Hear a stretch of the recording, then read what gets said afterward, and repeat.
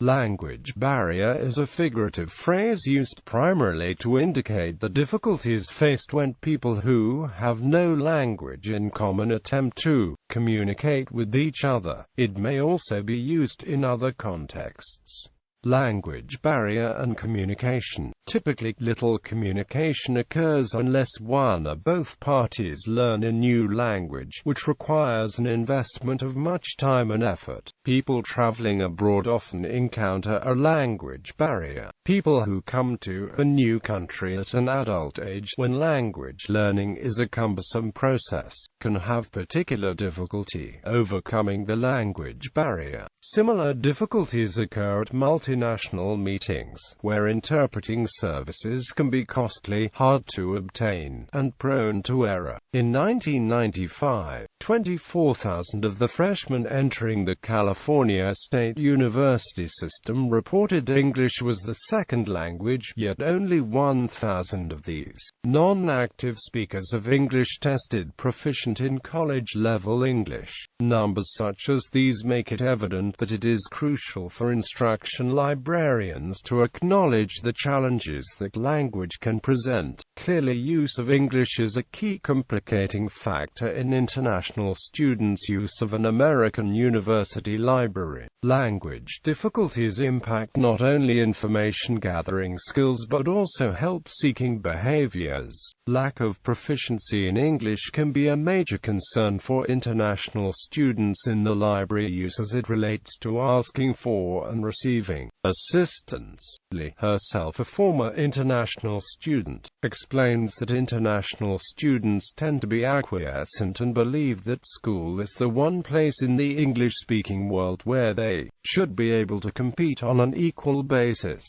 International students are receptive and strongly motivated. For international students, concerned with proper sentence structure and precise vocabulary, this alteration of words and positions can be much more baffling than it is to native English speakers. The use of synonyms, a necessity in keyword searching, is difficult to master, especially for students with limited English vocabulary. In 2012, the Rosetta Foundation declared April 19 the International No Language Barrier Day. The idea behind the day is to raise international awareness about the fact that it is not languages that represent barriers. Languages should not be removed. They are not a barrier. To the contrary, they should be celebrated. It is access to translation services that is the barrier preventing communities from accessing and sharing information across languages.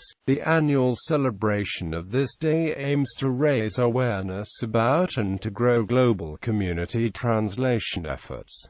Language barrier and migration. Language barriers also influence migration. Immigrants from a country are far more likely to move to a destination country which speaks the same language as the emigrant's country. Thus, most British emigration has been to Australia, Canada, or New Zealand. Most Spanish emigration has been to Latin America, and Portuguese emigration to Brazil. Even if the destination country does not speak the emigrant's language, it is still more likely to receive immigration if it speaks a language related to that of the emigrant. The most obvious example is the Great Migration of Europeans to the Americas. The United States, with its dominant Germanic English language, attracted primarily immigrants from Northern Europe, where Germanic tongues were spoken or familiar. The most common backgrounds in the United States are German, Irish, and English, and the vast majority of Scandinavian immigrants also moved to the United States.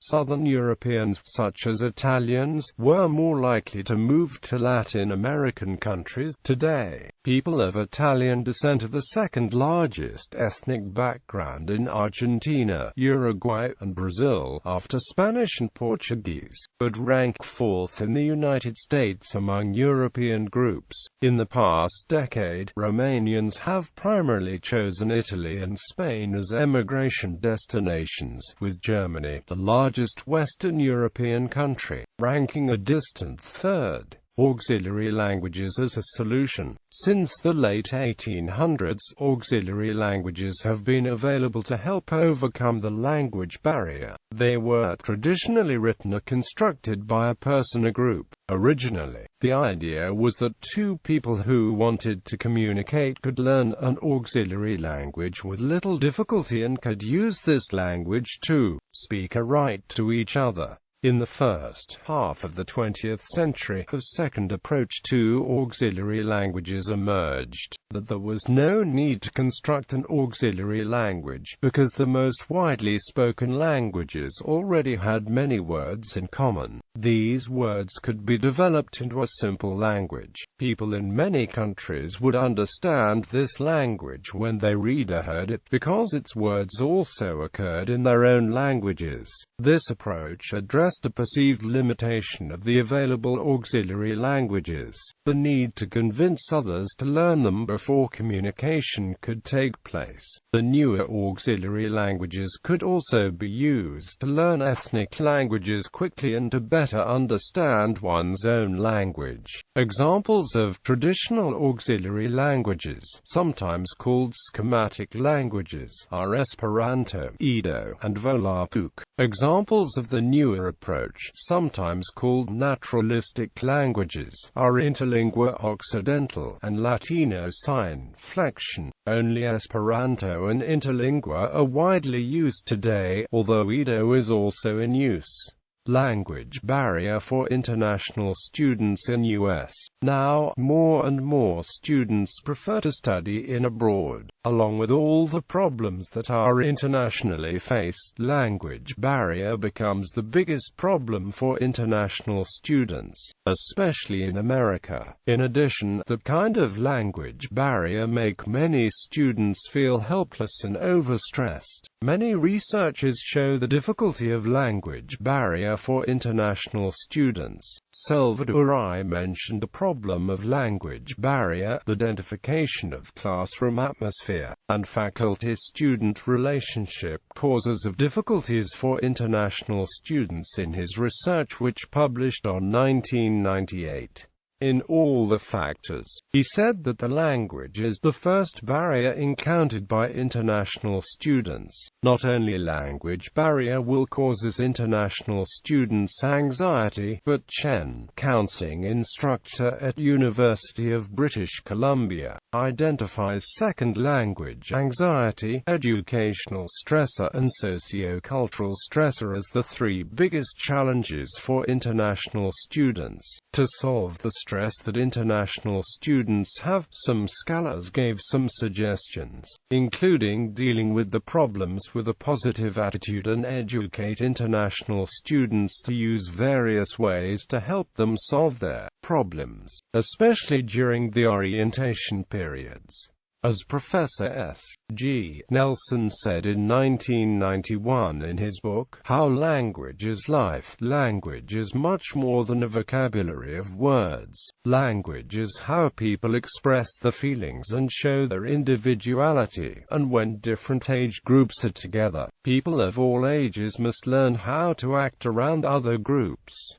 Language dominance after colonization. Nigeria was a British colony and was forced to use English. Nigerians spoke English rather than their own languages, and the use of English is rapidly spreading among the upper classes. The role of English in education is important, and English dominates the printed media. Although education in Nigeria uses Nigerian languages, most Nigerians are more literate in English. It is also exemplified throughout other British Commonwealth or past colonized countries. It is also prevalent in the non-colonized countries that it has, but with an underdeveloped economy whose education is limited and basic, such as Botswana. Other examples besides English include Portuguese in Angola and French in Mauritius.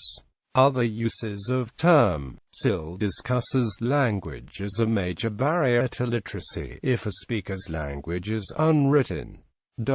Misconceptions. It is sometimes assumed that when multiple languages exist in a setting, there must therefore be multiple language barriers. Multilingual societies generally have lingua francas and traditions of its members learning more than one language. An adaptation, while not entirely removing barriers of understanding, it belies the notion of impassable language barriers. For example, there are an estimated 300 different languages spoken in London alone, but members of every ethnic group on average manage to assimilate into British society and be productive members of it.